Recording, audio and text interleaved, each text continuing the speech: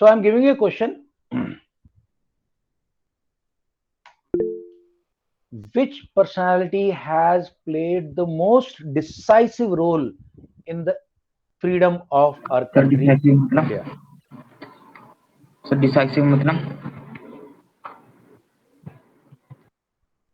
Decisive का मतलब होता है जिसने बिल्कुल डिसीजन चेंज कर दिया, उसको बोलते हैं डिसाइसिव। सबसे इंपॉर्टेंट जिसको होता है वो डिसाइसिव वर्ड यूज होता है, डिसाइसिव। ओके भाई, जिन लोगों को आई पता है वो आई के करो, या नहीं नहीं, एक मिनट, ऐसे मत करो, ऐसे आई गुड के इवनिंग करो। सर। हाँ, गुड इवनिंग भरत, बहुत अच्छा क्वेश्चन डाला है मैंने, अभी ऋषित ने पूछा है, मैं दोबारा पोस्ट कर रहा हूँ। Which person has played the most important role in और most decisive role in a country's freedom from Britishers? या जिन लोगों को कॉन्फिडेंस है वो कर दो आई के, जिनको नहीं है आई डी के कर दो। डालो डालो।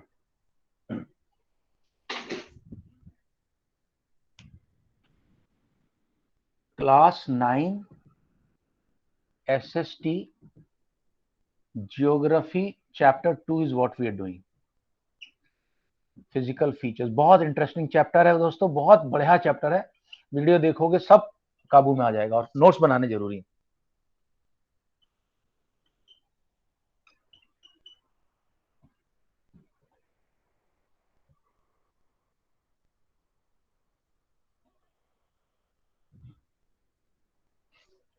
Okay, let me take your views. It's a very interesting question. बहुत बहस होती है इस पे। हम छोटे थे, हम अपने पापा से बहस करते थे, हालांकि हमें पता कुछ था नहीं उतना। लेकिन today I am in a position that I can give you counter arguments and arguments. Okay, right. Okay, अभी तुम लोग एक काम करो, जिसको जो लगता है सबसे इंपॉर्टेंट बंदा जिसने की वो सबसे इंपॉर्टेंट रोल प्ले किया हमारी आजादी में, उसका नाम डाल दो। डालो।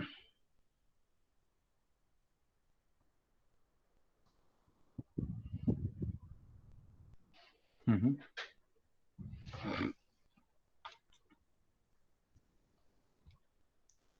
एक इंडिया में नई गाड़ी, दो दो नए ब्रांड इंट्रोड्यूस हुए। एक है किया और एक है एमजी। किसी को पता है एमजी की फुल फॉर्म क्या है? एमजी की काफी गाड़ी आ रही है, एमजी हेक्टर, एमजी ये, एमजी वो। सर हाँ, मोटर गैराजेस करके कुछ है। ओके। किसको पता है एमजी की full form? It is Morrison garages, Morrison garages. मेरा एक दोस्त है, मेरा जूनियर है बेसिकली। मेरा एक जूनियर यस है जो सर अभी तो इसकी नई कार भी रिलीज हुई है। हाँ, मॉरिसन गैराजेस है, और मेरा एक जूनियर ऑफिसर है, वो उसका मॉडल रहा है मॉरिसन गैराजेस की। जो एड आया था उसमें उसने काम किया।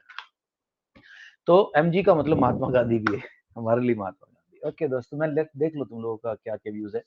ऋषित कह रहे हैं कि सुभाष चंद्र बोस, महात्मा गांधी। मंगल पांडे आज्ञा का जवाब है। अनंत दुबे कहते हैं महात्मा गांधी। भरत कहता है महात्मा गांधी, महात्मा गांधी। जयप्रकाश भाटी, नहीं नहीं, ये तो उनके डैड का नाम है। अनुकल भाटी बोल रहे हैं कि लाला लाजपत राय, मंगल पांडे और बी आर अम्बेडकर। ओके, देखो अगर मैं डायरेक्टली किसी दो तीन लोगों से डिसएग्री हो रहा हूं तो मैं बता देता हूं कौन कौन है। भरत से मैं एग्री नहीं हो रहा। बी आर अम्बेडकर का रोल बहुत बड़ा है कॉन्स्टिट्यूशन को लिखने में और दलितों को उनका हक दिलाने में, लेकिन उनका रोल इतना बड़ा नहीं है। इनफैक्ट 1936 में इनकी लड़ाई हो गई थी आपस में, महात्मा गांधी की और बी आर अम्बेडकर की बहुत तगड़ी लड़ाई हुई थी। क्योंकि बी आर अम्बेडकर बोलते थे कि इलेक्शन होंगे तो उसमें सेपरेट सीट रिजर्व होनी चाहिए दलितों के लिए। गांधी ने बोला सुनो, सेपरेट सीट नहीं करेंगे, सेपरेट सीट करेंगे तो हरिजन लोग हरिजन ही रहेंगे हमेशा, इनको हम मेन उसमें लाएंगे। तो गांधी जी, अम्बेडकर ने बात नहीं मानी गांधी की।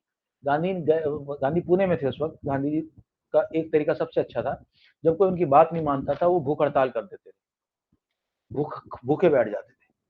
भूख हड़ताल करने लगे, बहुत लोग गए इनके पास, बी आर अम्बेडकर के पास, कि भैया वो भूख हड़ताल कर रहा है, तुम लोग आपस में पैचअप कर लो। तो उसने कहा नहीं मैं करूंगा, मैं नहीं करूंगा। 10-12 दिन हो गए।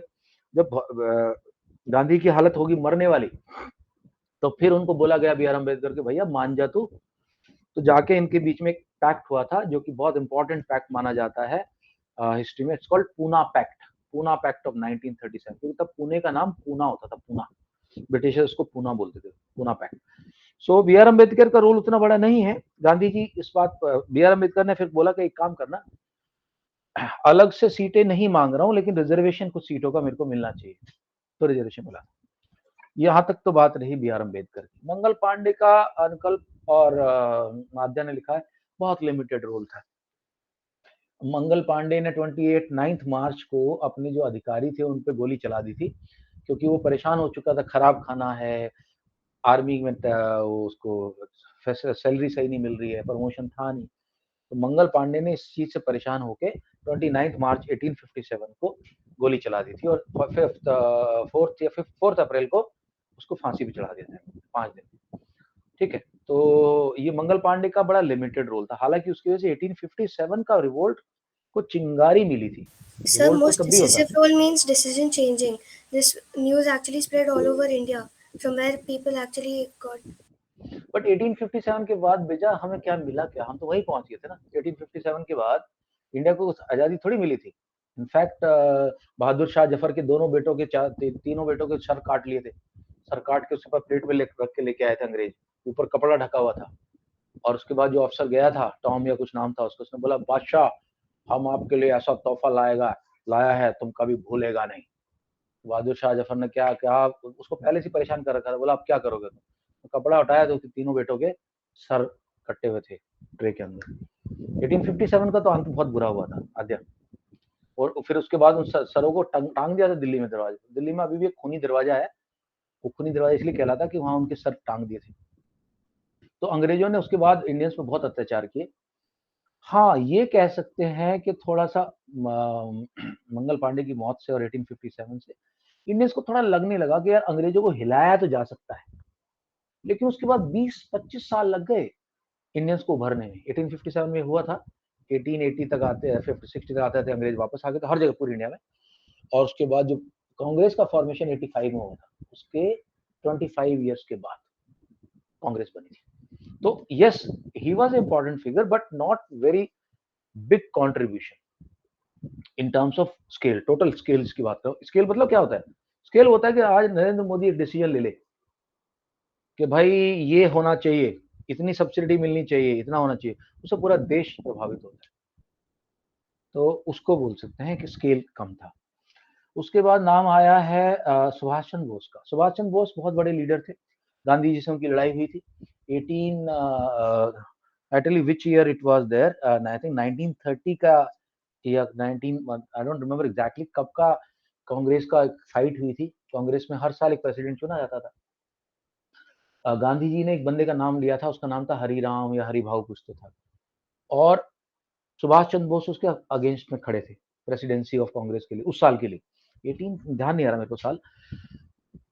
सुभाष चंद्र बोस जीत गए। तो गांधी जी ने स्टेटमेंट दिया था कि ये हरिभाऊ की हार नहीं है, ये मेरी हार है। तो सुभाष चंद्र बोस एक साल के लिए प्रेसिडेंट बने थे। उसके बाद उनको अंग्रेजों ने उनके घर में बंद कर लिया। अंग्रेजों ने घर में बंद कर लिया, उसके बाद वो भाग गए अपने घर से। पहले तो जेल में डाले था। जेल में उन्होंने बोला मेरी तबीयत खराब है, तो उनको उनके घर में शिफ्ट कर दिया था। वहां उनका एक भतीजा था, उसकी हेल्प से वो भाग गए अफगानिस्तान ट्रेन से भेष बदल के। अफगानिस्तान से गए इटली। इटली के वहां पे अफगानिस्तान बॉर्डर किया, इटली का एक उसमें एम्बेसी गए। इटली की एम्बेसी से गए रशिया, और रशिया से फिर एक सबमरीन पकड़ी। सबमरीन पकड़ के जाके हिटलर से मिले। हिटलर ने कुछ ज्यादा इंटरेस्ट नहीं दिखाया। हिटलर के पास वो लोग थे जो हिटलर ने ब्रिटिशर्स के साथ लड़ाई की थी, तो बहुत सारी जगह पे इंडियन सोल्जर कैप्चर कर रखे थे उसने। वहां पे इंडियन सोल्जर जेलों में पड़े हुए थे। तो वहां पे एक बंदा था, उसका नाम मैं भूल रहा हूँ, मेजर कुछ तो था। उसको सुभाष चंद्र बोस गए हिटलर के पास में, बोला सुनो ब्रिटिशर्स हमारे भी दुश्मन है और तुम्हारे भी दुश्मन है। दुश्मन का दुश्मन दोस्त होता है, तो तुम हमारे दोस्त हो, तुम हमारी हेल्प करो। ये जो ब्रिटिश सोल्जर तुम्हारे पास है, इनको मुझे, ये इंडियन सोल्जर्स है मेरे पास, मेरे को दे दो इनको, मैं इनको ट्रेन करूंगा और मैं इधर से जाऊंगा, बर्मा की साइड से जाऊंगा, ईस्ट साइड से जाऊंगा और कलकत्ता पे अटैक करूंगा। कलकत्ता पे ब्रिटिशर्स के ऊपर अटैक करूंगा और हम वहां से फिर ब्रिटिशर्स को कवर कर लेंगे अटैक करके, और फिर हम पूरे इंडिया में कैप्चर कर लेंगे। लेकिन वो हुआ क्या कि काफी आर्मी जो बनाएगी उसका नाम रखा गया इंडियन नेशनल कांग्रेस, नहीं Indian national army, INA। INA बनाई गई, उसमें वुमेन ऑफिसर्स थी, ढिल्लो थी एक लेडी ऑफिसर, काफी बड़ा, बहुत सहगल थी एक, वो काफी लोग थे उसमें। लेकिन वो क्या हुआ कि जब तक वो बर्मा से पहुंचे तब तक इंडियन सोल्जर्स की हालत खराब हो गई थी, जंगलों में भटकते भटकते खाना पीना सब खत्म हो गया था।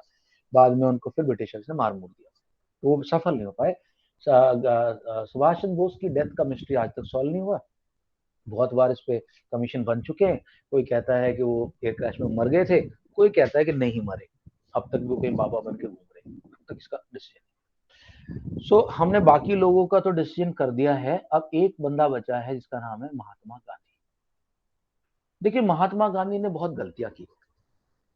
नॉन कॉपरेशन मूवमेंट लॉन्च किया, थोड़े दिन बाद जब जलियांवाला बाग में 1919 में गोलियां चली तो उसको वापस ले लिया, अप्रैल में वापस ले लिया 1999 में, कि भाई बहुत हिंसा हो रही है, हिंसा उन्हें पसंद नहीं थी।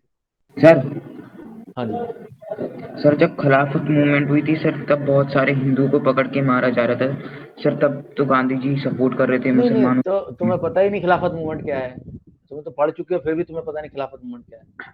खिलाफत मूवमेंट तो अंग्रेजों के खिलाफ था, क्योंकि उन्होंने टर्की के बादशाह को वर्ल्ड वॉर 1 में हरा दिया था, और टर्की का बादशाह पूरे देश, पूरी दुनिया का, मुस्लिम्स का वो था, हेड था, स्पिरिचुअल हेड था इस्लाम का, उसको खलीफा बोलते थे, मगर सर, खलीफा। फिर इंग्लिश में जब बोलते दंगे होते तो सर बहुत लोगों को मार के कैलिफेट, नहीं नहीं, दंगे कन्वर्ट कर तब, दिया। दंगे बाद में आए, दंगे बाद में आए, 1946 में कैलिफेट बोलते थे, कैलिफेट, खलीफा। तो खलीफा को अंग्रेजों ने हटा दिया था, उसका बदला लेने के लिए दो भाई, क्या नाम था उनका, पिछली बार बताया था तुम्हें, शौकत अली, मोहम्मद अली, उन्होंने बॉम्बे में मार्च में एक ग्रुप बनाया, जिसका नाम गया था खिलाफत मूवमेंट, और वहां से उन्होंने बोला अंग्रेजों का हम साथ नहीं देंगे, क्योंकि अंग्रेज हमारे धार्मिक गुरु को टर्की में उसकी पावर से हटा रहे। तब तक मुस्लिम लीग 1906 में बन चुकी थी। मुस्लिम्स के बारे में जो हिंदुओं के बीच में थोड़ा सा आ गया था डिवाइड, अच्छे से आ गया था, काफी अच्छे से आ गया था। हालांकि जिन्ना ने पहले कांग्रेस ज्वाइन की थी, बाद में उसने कांग्रेस छोड़ दी थी, मोहम्मद वो बन गया था अपना, he became part of the Muslim league. Muslim league भी की अलग कहानी है, बाद में किसी दिन बात करेंगे। तो खिलाफत मूवमेंट में गांधी जी को एक मौका नजर आया, उन्होंने बोला यार हम मिल सकते हैं, हिंदू और मुस्लिम मिल के एक काम कर सकते हैं, नॉन कॉपरेशन। उन्होंने बोला खिलाफत मूवमेंट में हम तुम्हारी हेल्प करेंगे मुस्लिम्स की, और नॉन कॉपरेशन में तुम कांग्रेस की हेल्प करो। तो ये था, तो गांधी जी ने उसको वापस ले लिया था। उसके बाद 21 में फिर लॉन्च किया था, 21 में चलता रहा, पूरे देश में मूवमेंट हुआ, सब कुछ हुआ। 21 आई थिंक 14 फरवरी या 12 फरवरी 1922 में चोरा चोरी करके एक जगह है यूपी में, इलाहाबाद के पास, लखनऊ के पास, वहां पे कुछ लोग मार्च निकाले थे, पुलिस ने डंडे बरसा दिए, तो गांधी जी दांडी के हिसाब से मार्च। तो, हाँ नहीं डांडी मार्च नहीं, वो डांडी मार्च नहीं था, पुलिस ने डंडे बरसा दिए लोगों पे, तो गांधी जी के हिसाब से अगर पुलिस डंडे मारी तो डंडे खाते रहो। लेकिन लोगों को आ गया गुस्सा, उनको डंडे जब पड़े तो उनको गुस्सा आ गया, उन्होंने जाके वहां पे पुलिस चौकी थी जहाँ पे पुलिस रहती थी, उसको आग लगा दी, और वहां पे 26 सर पुलिस पुलिसमैन जो वाला, है, सर पहले पुलिस वाला गोली मार रहा था उन सबको। हाँ मार, वो तो मैं बोल रहा हूँ ना, डंडे बरसा दिए तो गोली वोली मारी, वो तब की बात। लेकिन बाद में सारे लोग गए और पुलिस स्टेशन के ऊपर उन्होंने आग लगा दी, 26 पुलिस वाले जल के मर गए। गांधी जी को जब ये बात पता चली तो गांधी जी ने कहा कैंसिल करो नॉन कॉपरेशन मूवमेंट, मेरे ही लोग जो वायलेंस कर रहे हैं तो कैंसिल करो, ये हुआ। उसके बाद फिर सिविल डिसोबीडियंस का वो आया था 1930 में, मूवमेंट आया, उसको भी गांधी जी ने थोड़े टाइम बाद पीछे ले लिया। तो बार बार ये हुआ कि चलता रुकता, चलता रुकता, चलता रुकता हुआ, गांधी जी की ने ये सब किया। अब उस वक्त क्या हालत है, हम क्या बोल सकते हैं यार, हम लोगों को ना तो अकल है ना कुछ है, इतना एक्सपीरियंस हो सकता है, उन्होंने जो कहा किया ठीक किया। लेकिन एक बात तय है, गांधी जी अगर नहीं होते तो हमारे देश में जो मूवमेंट चल रहे थे वो सारे के सारे वायलेंट मूवमेंट होते, और वायलेंट मूवमेंट में क्या होता है, लोग डरते हैं, क्योंकि क्या होते हैं, ब्रिटिशर्स क्या करते थे, लोगों को उठाते थे, जैसे चंद्रशेखर हैं, भगत सिंह हैं। अब हर बंदा चंद्रशेखर भगत सिंह नहीं होता भाई, उस वक्त भी वो गिने चुने लोग ही थे, जो कि इतनी यातनाएं, इतना टॉर्चर सह सकते थे, पूरी पूरी रात सर्दियों में बर्फ के स्लैब पे पड़े रहते थे, उनको डाला जाता था, खाना नहीं दिया जाता था, उनको कोड़े मारे जाते थे, रात दिन उल्टा लटका के रखते थे। बहुत कम लोग होते जो इतना टॉर्चर सह सकते। तो अगर वो सब चलता रहता तो हमारी लोग, एक टाइम आता जब दब के बैठ जाते नीचे।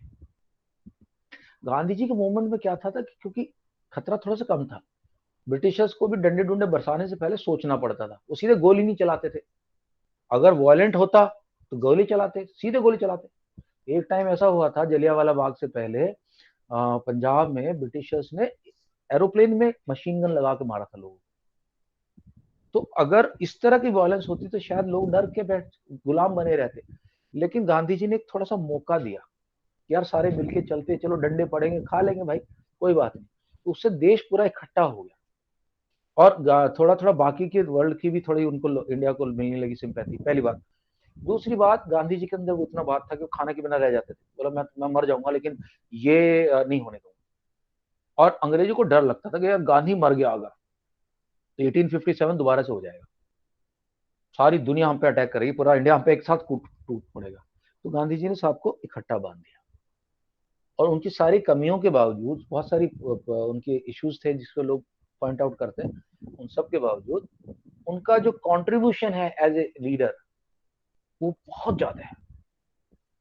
तो मैं हमेशा ही बोलता हूं कि आजादी से पहले गांधी और आजादी के बाद पटेल, अगर पटेल ने वो काम ना किया होता जो वो करके गए तो हम आज 595 डिफरेंट पार्ट्स में बटे होते, 563 आई थिंक 563 पार्ट्स में बटे होते और सर और लड़ रहे होते एक दूसरे से। ठीक है, गाजियाबाद वाले बुलंदशहर वाले से लड़ रहे होते थे, बुलंदशहर वाले मुरादाबाद वालों से लड़ रहे होते थे, और ये हम दिल्ली वाले से लड़ रहे होते थे, कोई अजमेर से लड़ता, कोई अलवर से लड़ता। वो एक बंदा जिसने सबसे बड़ा काम किया, नेहरू से बड़ा काम मैं मानता हूँ, वो पटेल ने किया आजादी के बाद, आजादी से पहले गांधी। हाँ सर मैं वो जो था सर एटली, सर वो तो कह रहा था कि क्या कहते हैं आजाद तुम हिंद आराम फौज से ने फिर अपने ब्रिटिश। रिलैक्स होकर अपने स्टेटमेंट ठीक से बना लो, क्या कह रहे हो? हाँ सर जो ब्रिटिश प्राइम मिनिस्टर था एटली सर, उसने कहा था कि क्या कहते हैं भारत को सर फ्रीडम आजाद हिंद फौज की वजह से मिली, क्योंकि उन्होंने ब्रिटिशर्स का बहुत ही ज्यादा भारी नुकसान करा है। ओके, ये जो आईएनए की हार हुई थी कब हुई थी? सर आईएनए की जो हार हुई थी ना, इंटरनेशनल नेशनल आर्मी की, कौन से साल में हार गई थी बर्मा में? सर 45 में। तो अगर उनकी वजह से मिली होती तो साथ के साथ नहीं दे देते? जिस आर्मी के सोल्जर्स को आपने मार दिया वो क्या थ्रेट है आपके लिए? मैं बताता हूँ इमीडिएट रीजन क्या था। 1947 आते आते अंग्रेज अभी डीली डाली कर रहे थे, देंगे नहीं देंगे, देंगे आजादी नहीं देंगे, सब चालीस शुरू है ना। इंडियन नेवी के सोल्जर्स ने रिवोल्ट कर दिया था, 46 की बात है, 46 लेट 46 की। उन्होंने कहा था कि हम काम ही नहीं करेंगे अंग्रेजों के अंडर में, और ब्रिटिशर्स की तो सारी ताकत ही नेवी थी, अगर क्योंकि नेवी से कमांड करते थे पूरे वर्ल्ड को, वो तो वहां से आते थे, पूरे वर्ल्ड को नेवी से कमांड करते थे वो लोग। तो जब ब्रिटिश नेवी ने रिवोल्ट कर दिया कि हम नहीं करेंगे, मारे गए, वहां ऑफिसर्स को मार दिया, बहुत कुछ हुआ, तब उनको लास्ट शॉट लगा कि यार अब तो रहने दो, अब तो इनको दे दो। और वैसे भी सेकेंड वर्ल्ड वॉर के बाद ज्यादातर कॉलोनीज को कर दिया गया था आजाद। अब हम ये नहीं कह सकते गांधी ना होता तब भी मिल जाती, क्या नहीं मिली? श्रीलंका को 1972 तक आजादी नहीं मिली थी, फुल नहीं मिली थी, थोड़ी बहुत मिल गई थी, लेकिन उनकी डिफेंस, उनके फॉरेन अफेयर्स, उनकी करेंसी, काफी चीजें ब्रिटिशर्स के हाथ में 1972-73 तक। आजाद तो 48 में कर दिया था उनको, लेकिन पूरी आजादी नहीं मिली थी। साउथ अफ्रीका को 1994 में आजादी मिली है, तो क्या गारंटी कि इंडिया को मिल जाती सेकेंड वर्ल्ड वॉर के बाद? ठीक है गाइस, चलो, I think we had a very good discussion on it's a very burning question, and since it has been recorded, so you guys can go through the video. So I'll just change the little bit the title of this class today, and so we can now call it discussion on India's independence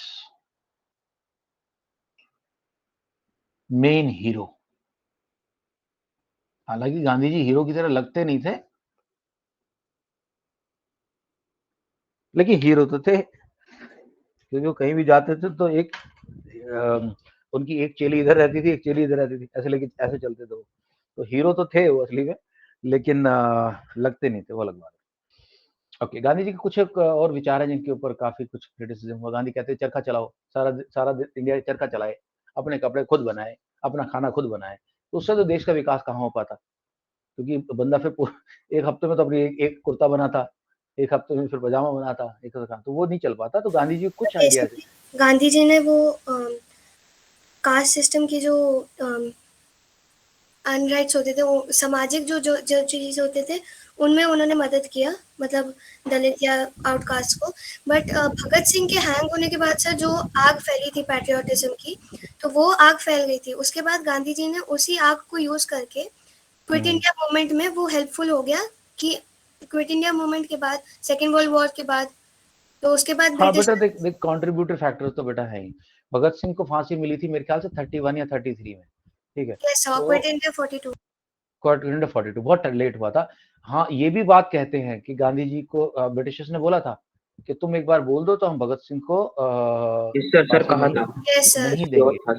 Gandhi ने मना कर दिया था। गांधी ने कहा कि मैं violence को एडवोकेट नहीं करता, तो जिस बंदे ने वायलेंस किया उसके लिए कैसे मैं माफी मांग सकता हूँ। गांधी मना कर सर मगर सर वर्ल्ड वॉर 2 में सर ब्रिटेन की इकोनॉमी सर इतनी ढीली हो गई थी सर, आजाद हिंद फौज ने सर बहुत नुकसान करा था, तभी तो सर नहीं छोड़ा। करा। तू रिसर्च कर लेना बेटा, तू रिसर्च करके बता ना मेरे को कितना नुकसान किया था। कोई कुछ भी नहीं हो पाया था आजाद हिंद फौज से। तो रिसर्च कर ले एक बार। अच्छा, दूसरी मैं एक बार बात कहना चाह रहा हूँ। गांधी जी जो है हरिजन वर्ड का इस्तेमाल करते थे। बी आर अम्बेडकर उनको मना करते थे कि आप जो है नुकसान कर रहे हो हरिजनों का। अब उस पर तो डिबेट है, लेकिन मैं एक बात बस आखिरी बात कहना चाहता हूँ इस मामले में कि गांधी जी की एक जो विचार था वो था कि women should remain in the house, women should not come out of the house, they are meant for house, they should remain there. तो उसकी भी बहुत क्रिटिसिज्म हुआ है कि गांधी के जो आइडियाज थे वो प्रोग्रेसिव नहीं थे as far as women are concerned. इसकी बुराई हुई। ओके चलो। By the way, Bhagat Singh was part of a organization called Indian Nationalistic Socialistic Republic Army. नहीं, Nationalistic Socialistic Republic Army, ये हसरा नाम था। हिंदुस्तान सोशलिस्ट रिपब्लिक आर्मी हसरा के पार्ट थे उसके, जिसकी की मीटिंग जो जी फाउंडेशन हुई थी यहाँ पे दिल्ली में। फिरोज शाह कोटला मैदान है जहाँ पे आईपीएल के मैच होते हैं। फिरोज शाह कोटला मीटिंग हुई थी। चंद्रशेखर आजाद, रास बिहारी बोस, भगत सिंह, इन सब लोगों ने मीटिंग करके बनाई थी। ये ऑर्गेनाइजेशन ने बड़ा काम किया था, लेकिन बहुत जल्दी खत्म कर दिया गया था। इतनी बुरी तरह से मारा गया था लोगों को कि फिर किसी की हिम्मत नहीं हुई। जिसको डर लगता था अंग्रेजों को उठा लेते थे उसको, और उसको इतना टॉर्चर करते थे कि बाकी लोग अपनी कहते थे कि यार रहने दो। बट कुछ महान व्यक्ति थे भगत सिंह जैसे, जो इतने साल 12 दिन 20 दिन की भूख हड़ताल कर रही थी उन्होंने कि भाई हमें जेल का खाना ठीक नहीं दे रहे तुम, हम खाएंगे ही नहीं, हम मर जाएंगे। तो खाना ठीक करना पड़ा था अंग्रेजों को। तो वो तो ऐसे लोग थे। ऐसे लोग तो बहुत कम अवतार लेते हैं। सर सरदार वल्लभ भाई पटेल पॉलिटिक्स में, मतलब वो उन्होंने स्टैंड लिया था, हाँ, लेकिन फिर वल्लभ वल्लभ भाई पटेल की जो मुलाकात थी 1917 में हुई थी गांधी जी से। गांधी जी 1915 में आए थे वापस साउथ अफ्रीका से, और अहमदाबाद में खेड़ा करके गांव है, गुजरात में, अहमदाबाद के पास। तो वहाँ के गाँव के किसानों के ऊपर अंग्रेज बहुत अत्याचार कर रहे थे। कह रहे थे कि भाई तुम टैक्स दो। उस साल बारिश नहीं हुई थी, तो वो लोग मना कर रहे थे। तो वहाँ जाकर second movement of Gandhi ji, पहला वाला तो वो था बिहार का, सेकंड मूवमेंट था जहां उनकी मुलाकात पटेल से हुई थी। और पटेल ने बहुत बहुत काम किया। पटेल इंडिया के पहले डिप्टी प्राइम मिनिस्टर थे, होम मिनिस्टर थे। तो पटेल ने जो काम किया मैं तो बता ही दिया कि पटेल के काम के बिना तो इंडिया आज वो नहीं होता जो सर है। लेकिन to be honest, Subhash Chandra Bose ji जो है वो एक्चुअली हमारे प्राइम मिनिस्टर होते फर्स्ट। कैसे बट होते बेटा, वो तो मर चुके थे। सर नहीं नहीं, सर, मरे नहीं थे सर। ताइवान में सर सर, वो नायडू ने सर उन्हें वॉर सर क्रिमिनल घोषित कर दिया था। बहुत बार इस केस में हुआ है कि ताइवान में जो प्लेन क्रैश हुई थी, वो एक तो शायद प्लेन क्रैश हुई भी नहीं थी, क्योंकि इस उस ईयर में कोई प्लेन क्रैश के रिकॉर्ड्स थे नहीं। और वो ओके। जो सर वो सुभाष सर चंद्र आज थे वो जिंदा थे सर। और मुझे लगता है नेहरू जी की सिस्टर एक स्पीच में बोल रही थी कि मैं जिस इंसान के बाद, मैं रशिया में एक इंसान से मिली थी, और उसका नाम सुन के आप उतने खुश हो जाओगे, उससे ज़्यादा खुश हो जाओगे जितना आप हम लोग आज़ाद में थे उससे भी ज़्यादा खुश। लेकिन नेहरू जी ने उस स्पीच को उधर ही रोक दिया था। चलो, हो सकता है, ये तो कॉन्स्पिरेसी थ्योरी है। It is sir possible, but मेरे पास तो वही है जो डॉक्यूमेंटेड है बुक्स के अंदर। सर वो सर खुद सुभाष चंद्र बोस की थ्योरी थी सर, क्योंकि उन्हें वॉर क्रिमिनल कर दिया गया था। अगर वो पकड़े जाते तो सर उन पर ट्रायल चलता। ओके चलो, ठीक सर मुझे ठीक है लगता है guys। किसी ने आज़ाद हिंद फौज जो है उस पर एक बुक भी लिखी थी, लेकिन वो बुक कभी पब्लिश ही नहीं हुई। किसी इंसान ने, मैं भूल रही हूँ उनके बेटा इंसान का नाम। एक दो बातें मैं बोलना चाहता हूँ। कैप्टन ढिल्लन और एक लेडी कैप्टन थी सहगल, लक्ष्मी सहगल है समथिंग, वो अभी मरी है थोड़े दिन पहले। वो लोग तो पब्लिक पर्सनालिटी थे, वो तो बात करते थे। हाँ, हो सकता है बुक तो देखो लिखी होंगी कुछ ना कुछ, देखो कुछ मिस्ट्री रही है। सुभाष चंद्र बोस का इतना इतना रुतबा है। Subhash Chandra Bose was the one of the first people who cleared IAS exam, ICS बोलते थे उसको, क्योंकि बड़े भाई ने पहले किया था, उनको उन्होंने सेकंड टाइम पे किया था। उनके फादर ने उनको गोल्ड की वॉच दी थी तब, और वो वॉच वो पहनते थे। और अफगानिस्तान में जब उनको एक बार एक पुलिस वाले ने पहचान लिया भागते वक्त, तो एक दूसरे उस पुलिस वाले को उन्होंने वो घड़ी दी थी अपनी गोल्ड की, और उसको रिश्वत दे के तब वहां से बच के निकले थे। तो वो कहानियां तो है सुभाष चंद्र बोस की, और उनका उनका है। लेकिन ये है कि वो कंपैरिजन करो यार, किस बंदे ने इतना काम किया, किस बंदे ने कितना काम किया, कहाँ काम किया, तो उसको अभी हम लोग एज ए डिस्कशन ही छोड़े तो अच्छा है। ठीक है, चलो खत्म करते हैं। ओके दोस्तों, आज जो मैंने प्लान तो किया था, टाइम मेरे पास काफी कुछ चला गया, बट फिर भी हमारे पास ज्यादा नहीं, and it was a very very interesting and very very insightful. मुझे बड़ी खुशी होती है जब तुम लोग ये सब चीजों के बारे में डिस्कशन करते हो, अच्छा लगता है। आज जो हम बात डिस्कस करेंगे वो हम पहले तो सबसे पहले करेंगे कि हमारी जो 3 हिमालयाज हैं, एक्चुअली तो 4 है, ट्रांस हिमालयाज भी है जो कि काराकोरम में है, पाकिस्तान और चाइना के पास है, लेकिन हम इन 3 की बात करने वाले हैं। तो इन 3 को मैं यहाँ ड्रॉ कर रहा हूँ।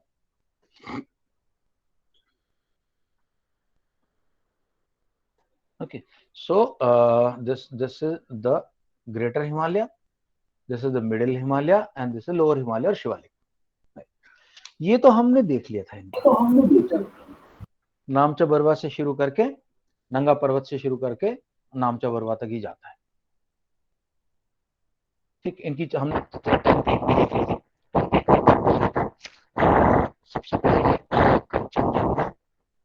Sir, your voice is not clear. Okay, hold on.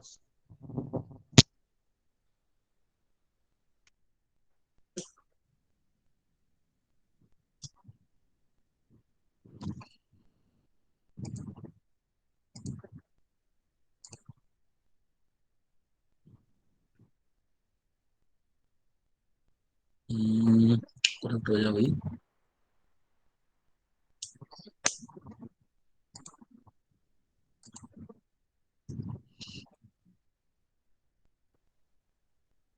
हो जाएगा।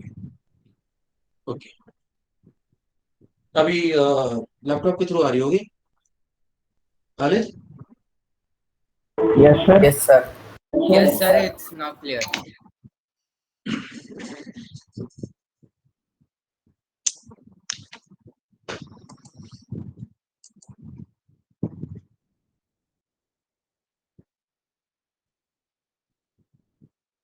अभी can you hear me? Yes, sir, बस क्लियर नहीं है, वो आपके हेडफोन से नहीं आ रही, नीचे आ रही है।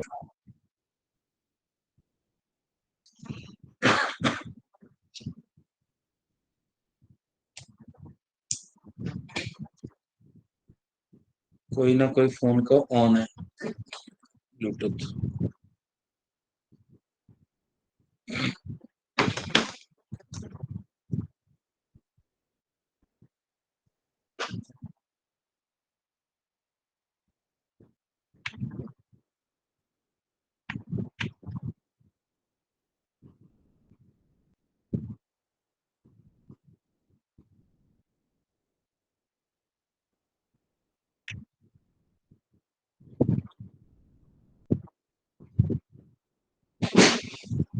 यस, एक मिनट दो।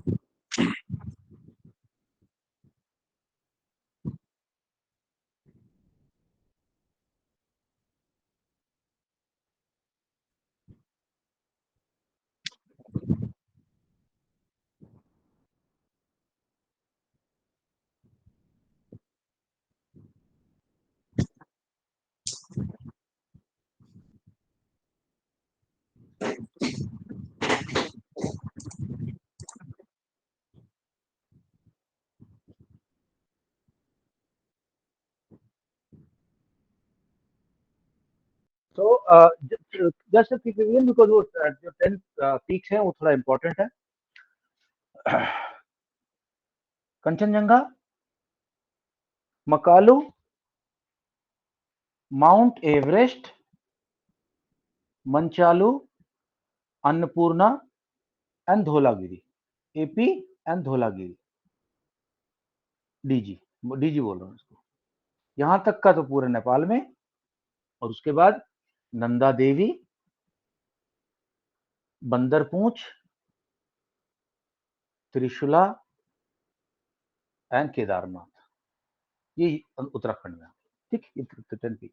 अब अभी जो है, अब जो हम डिवीजन देख रहे हैं, that is the division from west to east. There are 4 divisions again. First division has got 3 names. It is called Punjab Himalayas,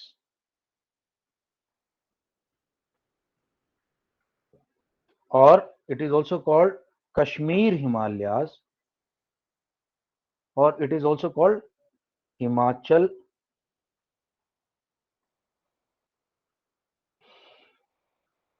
I think Himachal is the right word. Himachal Himalayas. Okay, एक minute मेरे को check करना है. Third name is Kashmir Himachal. हाँ, Himachal is correct word. तो 3 नाम से इसको जाना जाता है. और ये है कहां से कहां तक दोस्तों? सबको पता है. यहाँ पे सिंधु है, यहाँ पे सिंधु से लेके सतलज तक. सतलज तुम लोगों ने सुना हो, लुधियाना के पास एक जगह है, एक रिवर है सतलुज. इसकी स्पेलिंग होती है सतलज. और इसमें शायद एक रिवर भी है.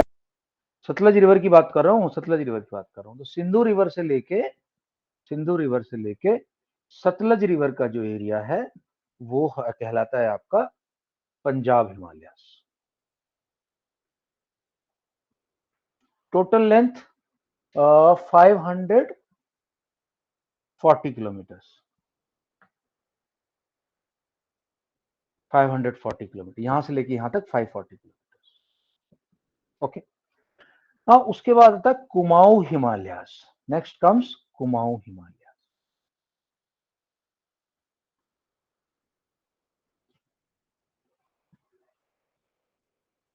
हिमालय पूरा लिख रहा हूं मैं, एच शॉर्ट में लिख रहा हूं. ये सबसे छोटा है 320 किलोमीटर्स. और ये कहां से कहां तक है? सतलज रिवर से लेके ये है काली रिवर तक. काली रिवर है कहां? उत्तराखंड के पास, यूके के पास. उत्तराखंड के पास काली रिवर निकलती है, नेपाल से आती है सतलज से लेके काली तक. This is Kumaon Himalayas. Okay. Next comes your Nepal Himalayas. Nepal Himalayas. So this is Nepal Himalayas. I think this is 720 kilometre. मैं चेक करूंगा, अभी कंफर्म करूंगा. अभी मैं लिख रहा हूँ 720 किलोमीटर. भैया ये कहां से कहां तक है? मैं तुम्हें ध्यान होगा, मैंने बताया था यहाँ सिक्किम एक जगह है, सिक्किम जो पहले के इंडिया का हिस्सा नहीं था. इंदिरा गांधी ने इनको पटापुटू के लिया. यहाँ से एक रिवर आती है, उसका नाम है तीस्ता रिवर. हाँ?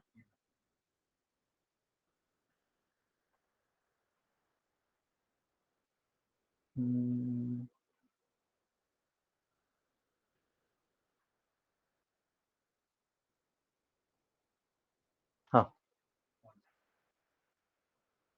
1 अनियन 1 कैप्सिकम. ओके. बड़ा टाइम लगा मेरे को सोच के बताने में, पिज्जा खाने की नहीं. Okay. So next is Nepal Himalayas. Nepal Himalayas दोस्तों, यहाँ पे एक सिक्किम से रहती है, इसका नाम है तीस्ता. तीस्ता रिवर. मैंने इसमें राफ्टिंग की हुई है. ये राफ्टिंग के लिए बहुत अच्छी रिवर है, तीस्ता रिवर.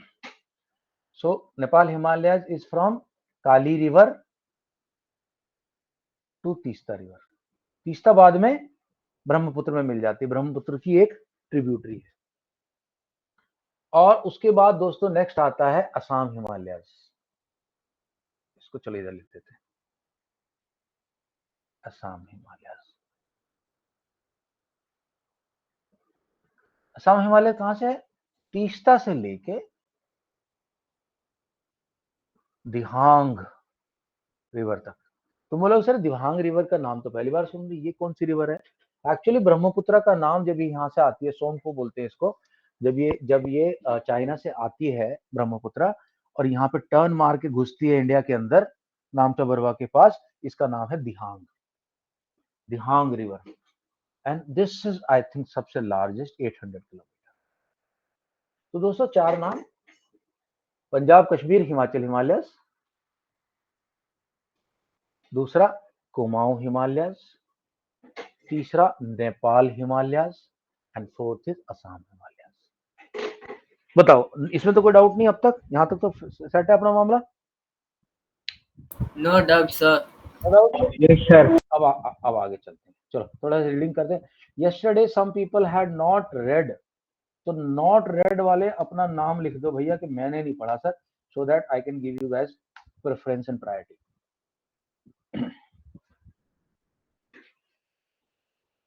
इस चैप्टर को ऐसे पढ़ना है कि हम अपने महान देश के बारे में समझा, इसको ऐसे नहीं पढ़ना हाल कहाँ से रिवर आ जाती है पता नहीं, वो नहीं समझना। ओके सो मैं देख रहा हूँ Khalid Bharat Vaibhav, anybody else left out? No? Okay right then let me share the notes first.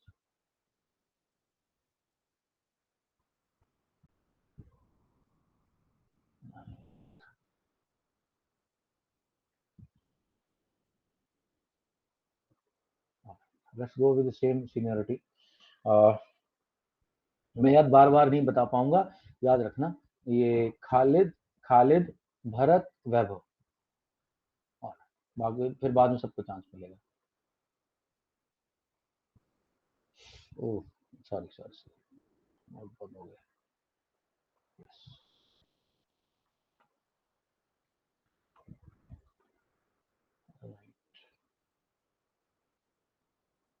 चले भाई खाली शुरू करें आप।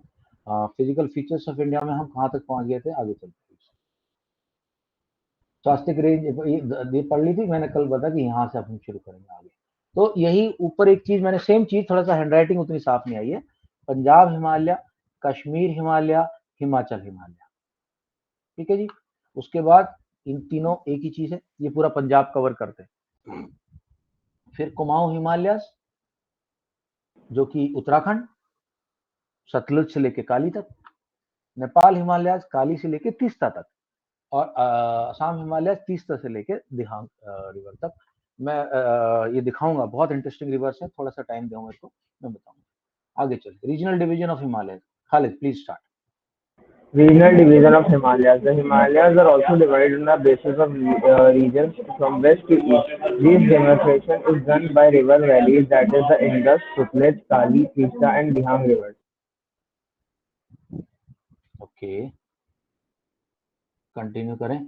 सो देखो दोस्तों मैंने क्या बताया था, इंडस सिंधु, मैंने सिंधु लिखा है था याद कराने के लिए तुम लोग को, सिंधु से सतलज याद रहेगा आपको, सिंधु से सतलज, अदरवाइज आप इंडस लिख सकते हैं।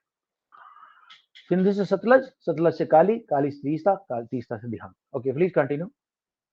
Punjab, Kumaon and Assam Himalayas. In the west, the part of Himalayas lying between Indus and Sutlej been traditionally known as Punjab Himalaya, but it is also known regionally as Kashmir, Himachal Himalaya from west to east respectively. The part of the Himalayas lying between Sutlej and Kali rivers is known as Kumaon Himalayas. The Kali and Teesta rivers demarcate the Nepal Himalayas, and the part lying between Teesta and Dihang rivers is known as Assam Himalaya. Okay wait करना। Okay दोस्तों सिर्फ book में इतना ही दिया, but थोड़ा सा I think it is worth your while to have a look at this, just give me a moment, क्योंकि जब तक पिक्चर नहीं देखोगे एग्जाम में फिर ये मार्क्स 1 मार्क 2 मार्क का क्वेश्चन आएगा तो थोड़ा सा प्रॉब्लम आ जाएगी। मैं शेयर कर रहा हूँ कुछ।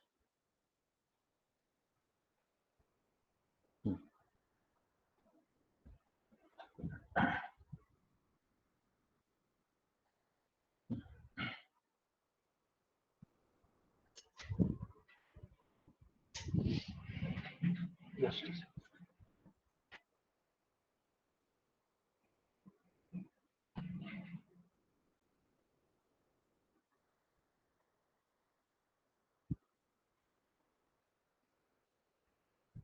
चलो ठीक है, ऐसे ही दिखा पा रहा हूँ मैं। I am not able to show you that satellite pic, Google Earth load नहीं हो रहा। Share this, okay see guys, now if you see कहाँ है आपकी ये रही, ये रही आपकी इंडस, ये इंडस है आपकी, इंडस है, ये इंडस देखो, ये है कुंडलिया, डेरा इस्माइल खान वगैरह जा रही है, जैसे इंडस। तो यहाँ से लेके यानी कि इस एरिया से लेके और सतलज, नहीं एक मिनट, इंडस में गलत तो नहीं पकड़ी, अच्छा वही है इंडस, मैंने गलत सही बताइए आपको। अदरवाइज उसके बाद तो क्या होता है, झेलम, चेनाब, रावी, व्यास, सतलज, ये सारी रिवर आती है। ओके, सो इंडस से लिया हमने, इंडस से लेके चले हम और हम आगे यहाँ पे अपने इंडिया की तरफ, और इंडिया में लुधियाना के पास तुम्हें जो रिवर मिलेगी ये रिवर, ये है सतलज रिवर। ठीक है, तो ध्यान से देखना अभी, ये रिवर, उधर वो रिवर, नहीं ब्यास के पास, ये उधर लाहौर के पास से निकलने वाली ये रिवर, लाहौर भी नहीं बल्कि लाहौर से रावी निकलती है, ये और बाहर लाहौर से भी दूर, ये यहाँ से लेके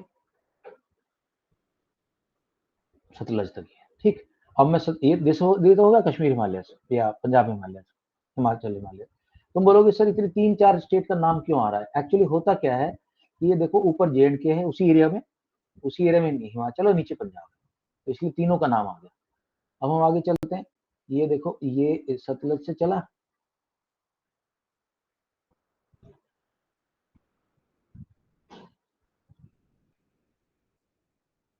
हाँ ये सतलज थी, सतलज से ये सतलज से चले हम, सतलज से लेके यहाँ काली नदी इधर आएगी, चक्राता के पास, मसूरी, केदारनाथ, यहाँ काली नदी आती है। एग्जैक्टली मेरे को भी अभी टाइम लगेगा ढूंढने में, लेकिन ये समझ लो कि बेसिकली काली रिवर तक आ गया अपना कुमाऊं हिमालय। क्यों? क्योंकि ये एरिया जो है कुमाऊं का एरिया है। Uttarakhand is divided in 2 parts, towards the west is Kumaon and towards the east is Garhwal. तो कुमाऊं रेंज आ गई है, ठीक है जी, कुमाऊं हिमालय आ गई। अब कुमाऊं हिमालय से चले, कुमाऊं हिमालय से आगे हम लोग ये रही काली नदी, देखो ये रही काली नदी आ गई। ओके, काली से लेके तीस्ता तक, तीस्ता मैं तुम्हें दिखा देता हूँ, नेपाल, चेतनपाल, बगा, नहीं इधर और आगे और आगे और आगे और आगे, कंचनजंगा, ये जो रिवर है ना, जो देख रहे हो आप, दिस इज योर तीस्ता, ये तीस्ता है। तो काली से तीस्ता तक क्या हो गया, नेपाल हिमालय। भैया नेपाल हिमालय क्यों बोल रहे हैं हम इसको? अरे बाबा ऊपर पूरा का पूरा नेपाल ही तो है ये देखो, काली से लेके काली यहाँ थी कहीं, ये पूरा नेपाल ही नेपाल है ऊपर तीस्ता तक।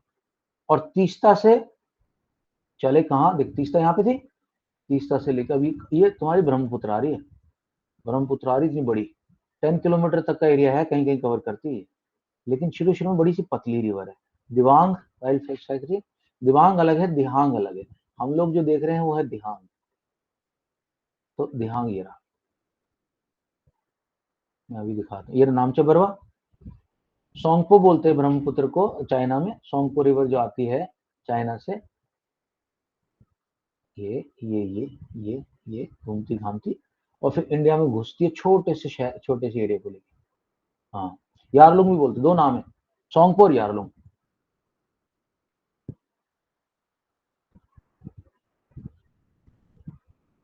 ये यहाँ आएगी, दिख नहीं रही क्योंकि एक्चुअली बहुत पतली हो जाती है, पहाड़ों के अंदर से घुस के आती है, और फिर जब इसके अंदर लोहित रिवर मिल जाती है और दिहांग रिवर मिल जाती है तो ये बन जाती है ब्रह्मपुत्र। यहाँ तक, तो यहाँ तक का एरिया अपना हो गया असम हिमालय। पहले जितने नॉर्थ ईस्ट स्टेट थे 7 सिस्टर्स, ये एक्चुअली एक ही स्टेट होता था असम, तो इसीलिए इसको असम हिमालय कहें, राइट। तो ये जो वेस्ट टू ईस्ट पार्टीशन है, इसके अंदर तो कोई टेंशन नहीं अपने को अभी, इसलिए तो क्लियर है भरत, कोई दिक्कत तो नहीं इस वाले में? आद्या ये वाला ठीक है जो मैं समझाया अभी बोर्ड पे? ओके। Yes. अब दोस्तों मैं बात करूंगा तुमसे पूर्वांचल हिल्स की, पूर्वांचल हिल्स और ईस्टर्न हिल्स। तो होगा क्या, हिमालय ने यहाँ पे एक मारा टर्न ऐसे करके, और टर्न मार के कुछ हिल्स तो इधर आ गई, कुछ हिल्स इधर चली गई म्यांमार में, और जहां इसको मैंने बताया था अराकान योमा बोलते हैं, लेकिन कुछ हिल्स यहाँ पे हैं। अब देखो यहाँ जो हिल्स है कौन कौन सी, पहले मैं इस एरिया को ऐसे ड्राइव कर लेता हूँ। तो यहाँ पटकाई बूम करके एक रेंज है, पटकाई बूम, ये मैप में आएगा आपके एग्जाम में, ध्यान रखना। पटकाई बूम, वीडियो देख लेना, अच्छे से याद रहेगा। पटकाई बूम की पहाड़ियां ये। फिर ये थोड़ा सा आगे चलती, इनको यहाँ नागालैंड है, इनको बोलते हैं नागा पहाड़ी, नागा रेंज, नागा हिल्स बोलते हैं, रेंज नहीं, नागा हिल्स। ठीक है, उसके बाद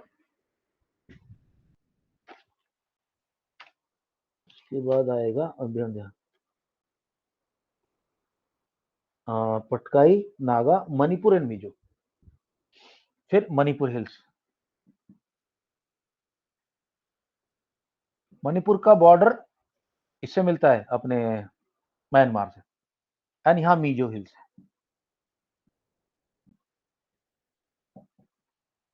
Patkai boom Arunachal Pradesh, Nagaland Naga hills, Manipur hills Manipur and Mizoram hills. Okay, एक वर्ड दोबारा, एक चीज दोबारा मैं एक्सप्लेन कर रहा हूं, जिसका नाम है दिहांग। देखो दोस्तों, बहुत ध्यान से रखना, दिहांग, दिहांग गॉर्ज है। गॉर्ज किसको, सबको पता क्या होता है गॉर्ज?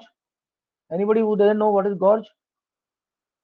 जॉर्ज नहीं, गॉर्ज, हिंदी में इसको बोलते हैं गहरी खाई। होता क्या है, जब एक रिवर निकलती है माउंटेन के पास से, तो अपना रास्ता ढूंढती है और वहां से काट देती है माउंटेन को, तो माउंटेन गहरा गहरा और गहरा और गहरा होता जाता है। तो यहाँ साइड में तो माउंटेन मिलेगा आपको, ये तो माउंटेन है, ये भी माउंटेन है इधर, लेकिन बीच का जो दर्रा है या खाई है, उसको बोलते हैं गॉर्ज। तो जो सोंगपो इंडिया में एंटर करती है, दिहांग गॉर्ज से करती है, और दिहांग गॉर्ज के पास से जब ये निकलती है तो इसको दिहांग रिवर भी बोला जाता है। Okay, who is the next to read? Bharat, अब आप पढ़ें, मैं शेयर कर रहा हूँ। दोस्तों बिल्कुल रस लेके पढ़ो, मजा लेके, ठीक है, ज्यादा जल्दी मत करो, अच्छे से समझो, क्योंकि यहाँ तो बुक में तो थोड़ा थोड़ा दे दिया, लेकिन एग्जाम में क्वेश्चन आएंगे तो उसमें मार्क्स कैरी होंगे।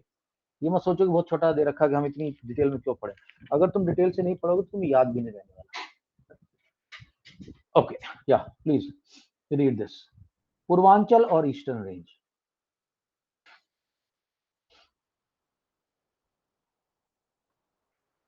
दादा पढ़ रहे हैं?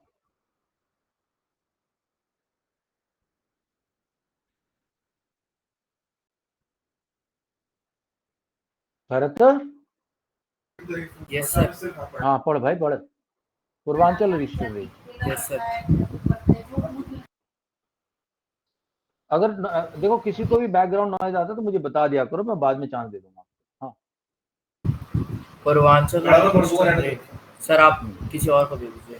अच्छा ठीक है, okay, Vaibhav can you read? Yes, sir. The Brahmaputra makes the easternmost boundary of the Himalayas. Beyond Dihang Gorge, this range turns south along the northeastern boundary of India. These hills are mostly composed of strong sandstones, which are sedimentary rocks covered with dense forest.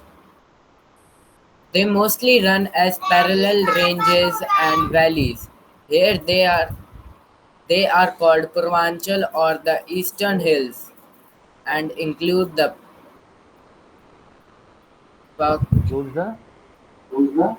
Patkai Hills. हाँ मैंने बताया ना, Patkai boom, Naga Hills, सबसे पहली जो hills है वो Patkai boom की हिल्स, पहाड़ियाँ। हाँ okay, the Naga Hills and the Manipur Hills. The Manipur Hills and the Mizo Hills. Okay,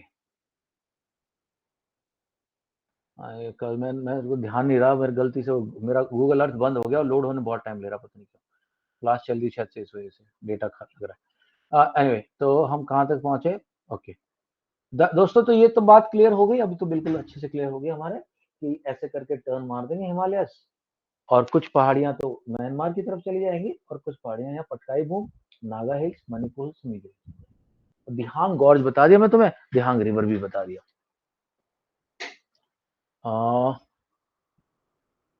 चीज अगर मैं दिखा पाऊं तुम्हें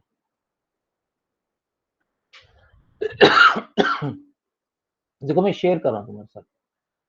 तो क्या हो रहा है एक्चुअली, जो रिवर आई ना ऊपर से, यहाँ तो तिब्बत है, चाइना, इंडिया में जब एंटर करती है तो इतनी पतली हो जाती है पहाड़ों में, बिल्कुल पतली सी हो जाती है एकदम, बिल्कुल गहरी।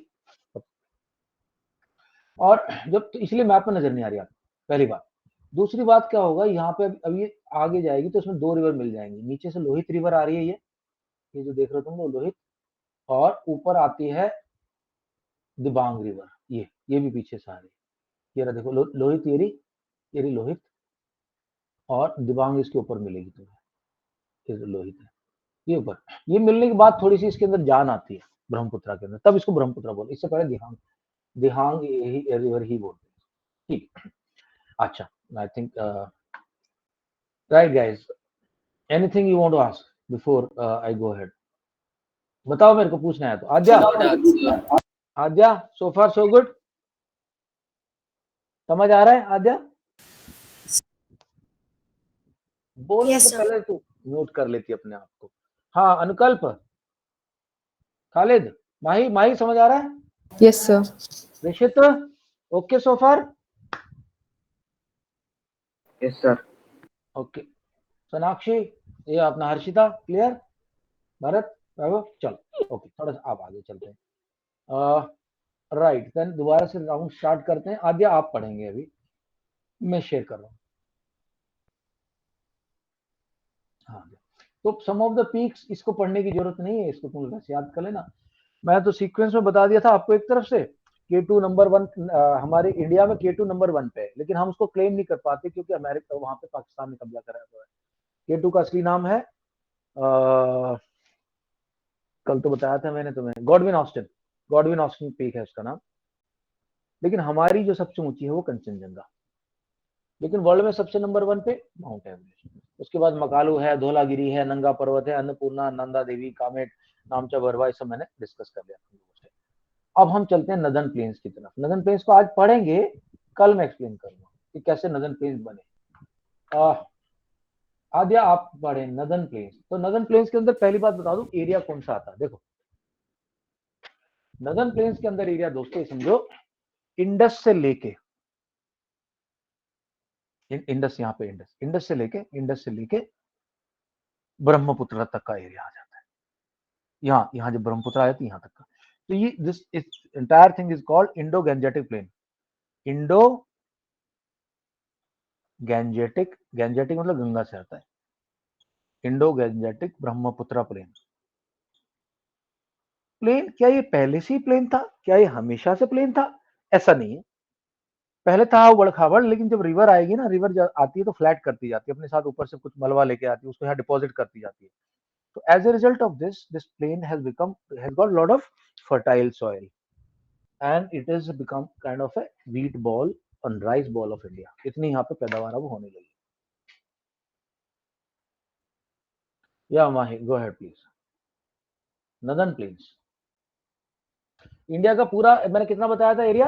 32 लाख स्क्वायर किलोमीटर, 32.58 कुछ तो ऐसा था, 84 समथिंग। या गो अहेड।